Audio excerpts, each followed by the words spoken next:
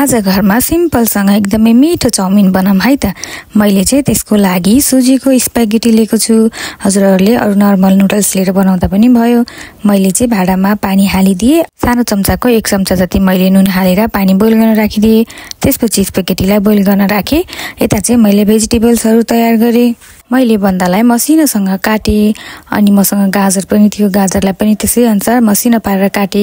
प्याज पनि मैले त्यसरी नै काटे अनि मैले भिडे खुर्सानी चाहिँ लामो खालको भिडे खुर्सानी लिएको छु। त्यसको दाना फालेर काटे। लसुनको 7-8 वटा पोटीलाई पनि मैले मसिनोसँग चप गरे।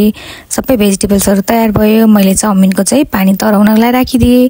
कराईमा तेल हालेर लसुन फ्राई गरे। त्यसपछि मैले प्याजलाई हल्का मात्रै फ्राई गरे।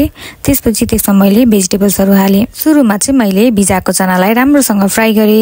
चना पाकिसकेपछि मात्रै मैले त्यसमा बन्दा अनि गाजर हाले। एकैछिन हल्का सफ्ट भएपछि मैले त्यसमा भिडे खुर्सानी हालेर चलाइदिए। त्यसपछि मैले चाउमिन हाले अनि स्वादअनुसार नुन हाले।